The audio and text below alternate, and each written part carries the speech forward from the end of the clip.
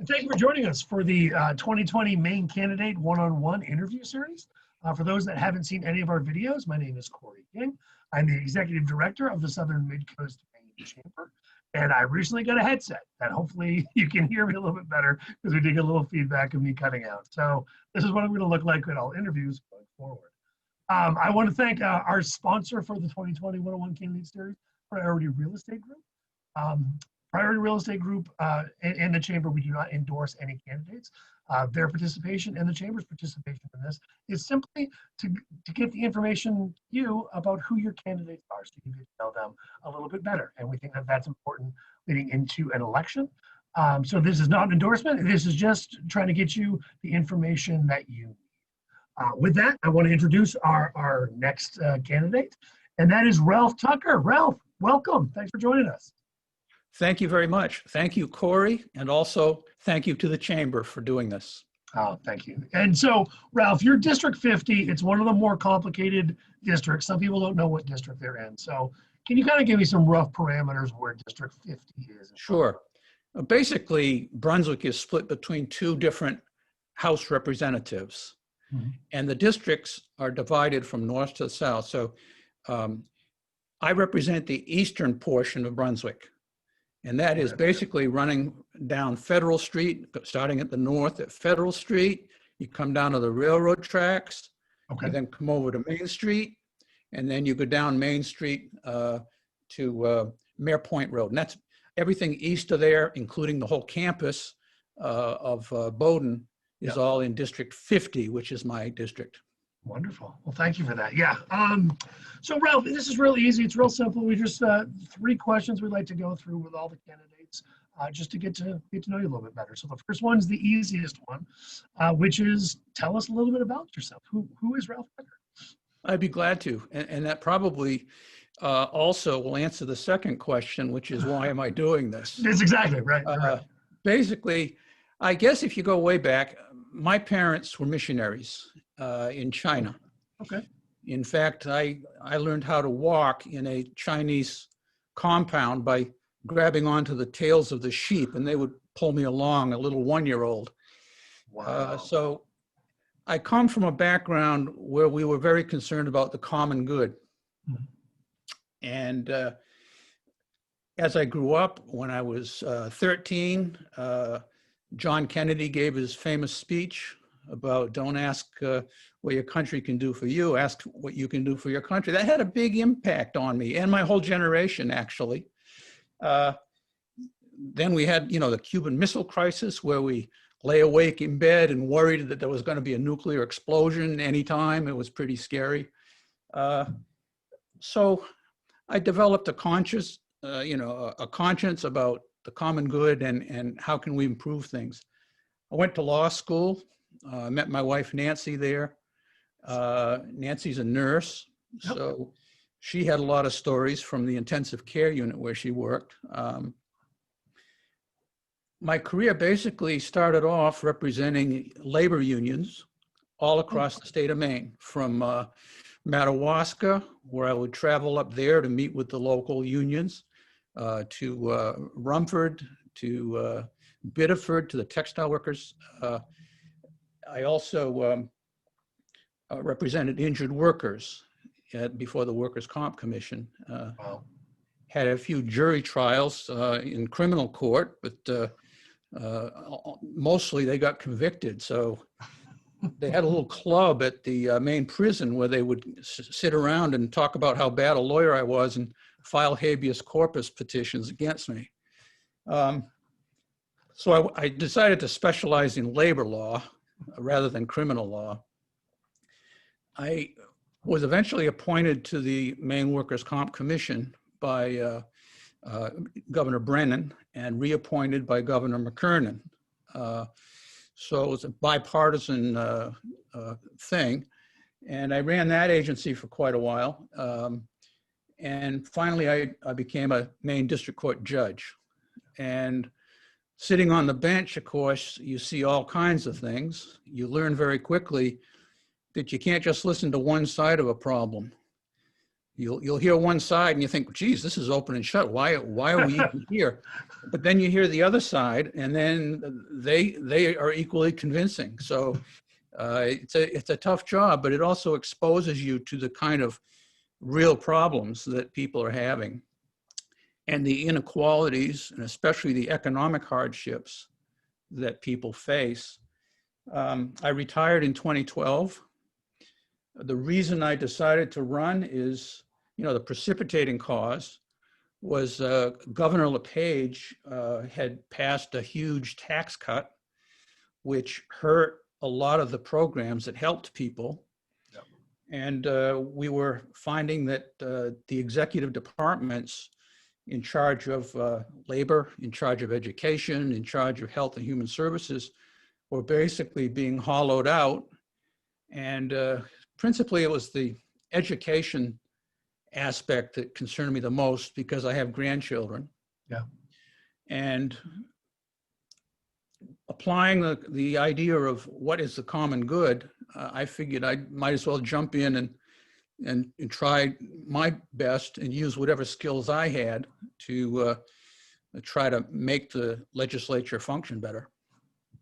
Wow. So that answers, I guess, question Yeah, one. it does. It does. It does. It answers both of them, because, having it be a lifelong pursuit and something that it's always kind of been, the common good's been your guiding star. And that's a really interesting way. I mean, doing these interviews, you hear the backgrounds of so many different people, what motivates them, what gets them.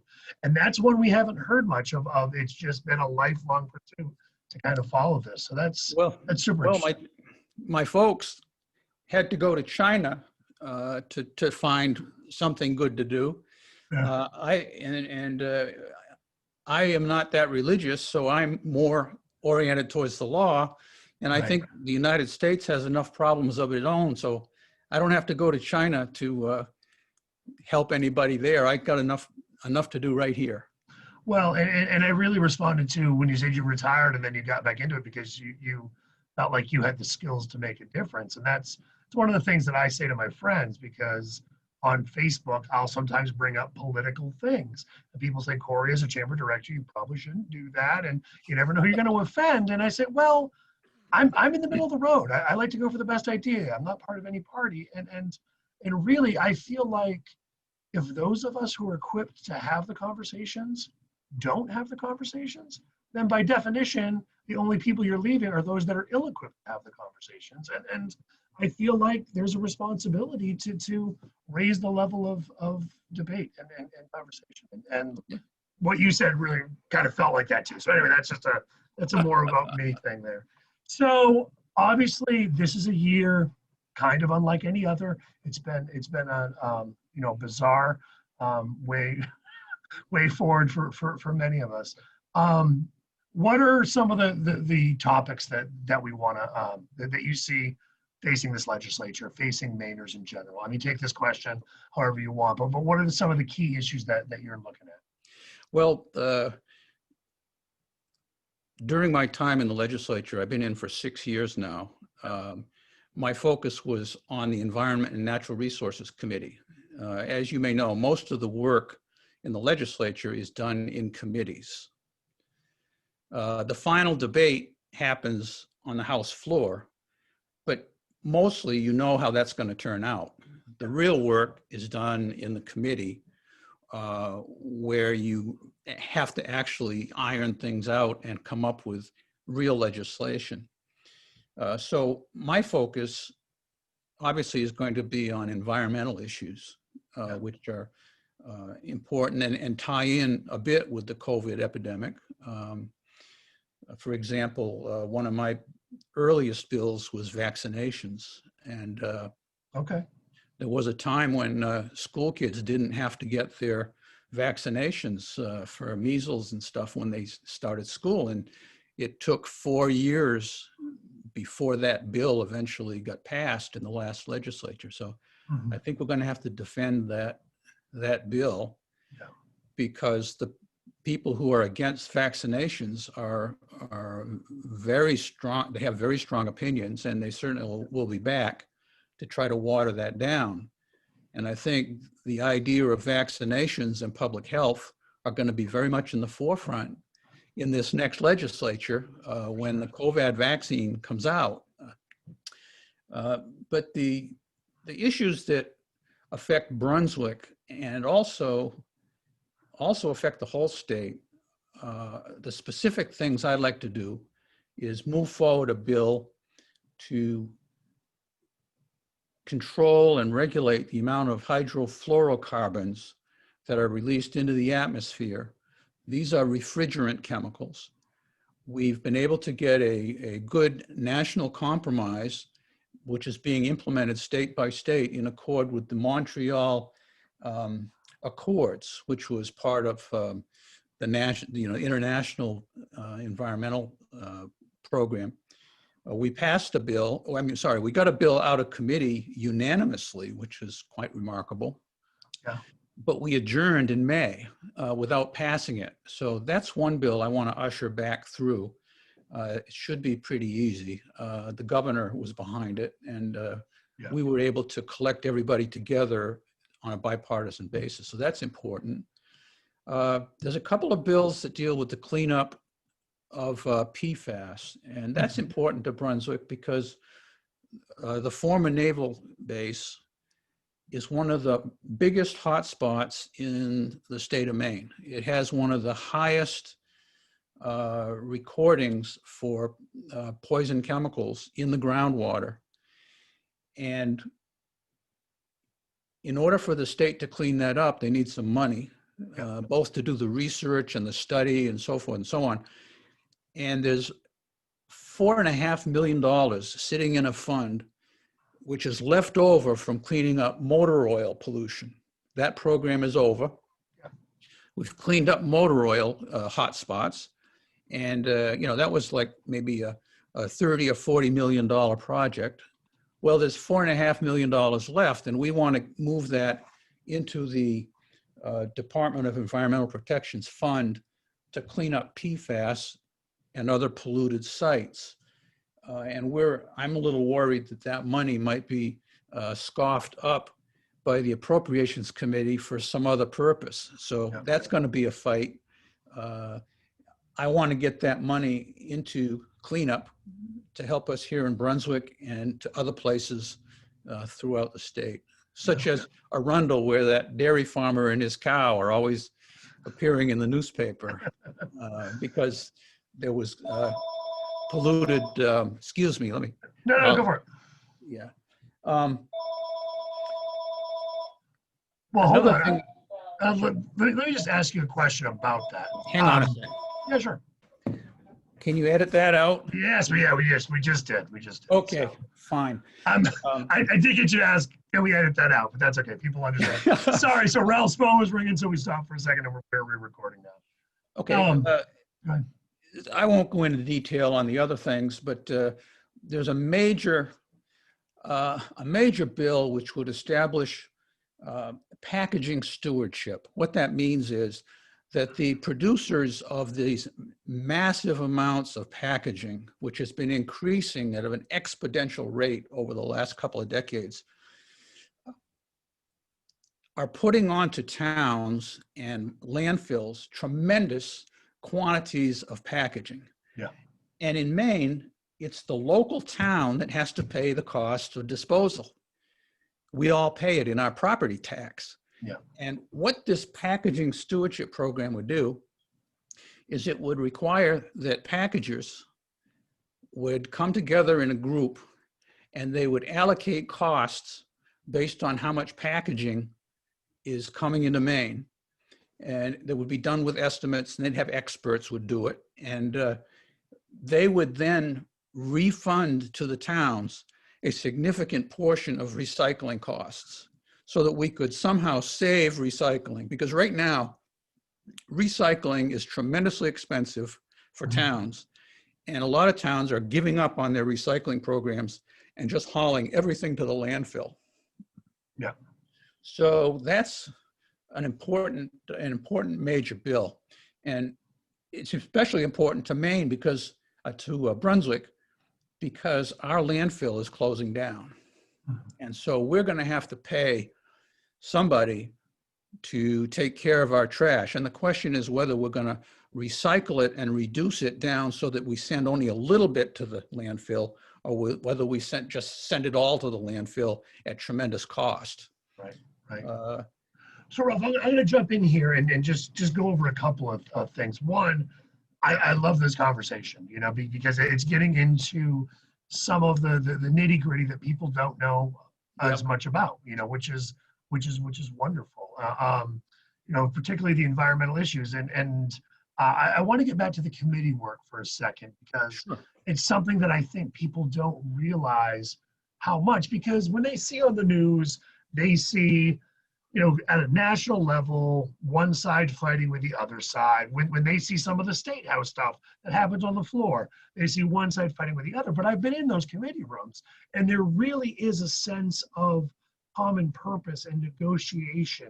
And can you just talk about the importance of that with all the things that we have coming up, and how do you reach some of those conclusions? Well, what you're saying is correct. If the committee is well run, then you have a cordial relationship with everybody on the committee.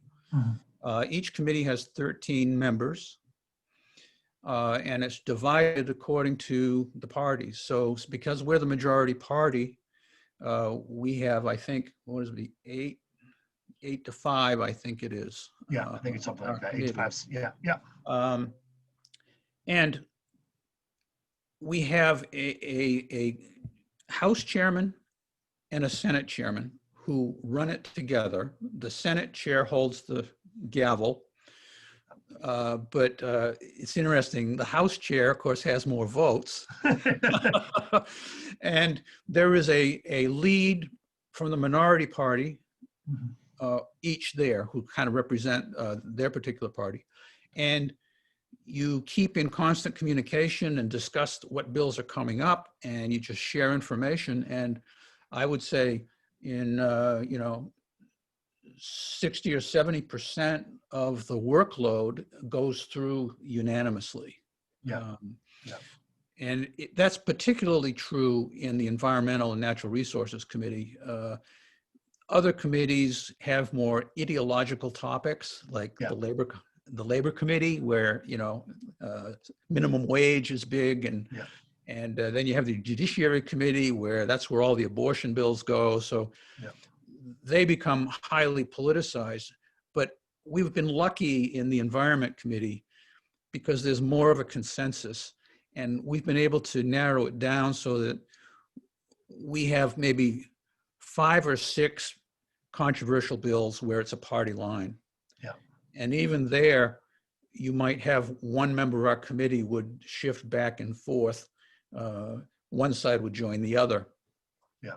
And oftentimes, if it looks like there's going to be a really bad fight and we can't get a good majority, and what we may do is just kill the bill and wait till the next time, because many of the most important bills are really have a history of 4 or 5 years that they percolate through the legislature. And so there'll be a bill that will come up in one legislature, it won't pass, then it will come up in the next legislature and it'll almost pass, and then it will come in final, and then finally it will get passed. And in different variations of it. Right, little twists, little tweaks along the way. I love it. Hey, Ralph, just got a couple minutes left. Are there any other topics that you want to mention? I mean, you've thrown out a lot of great info. I think the workers' comp thing that you referenced earlier also, it's great knowing that you've got all of that significant background there. Was there anything else that we missed? I mean, not saying that there is, but if there's anything. No, not really. I mean, I forgot all the workers' compensation I ever knew.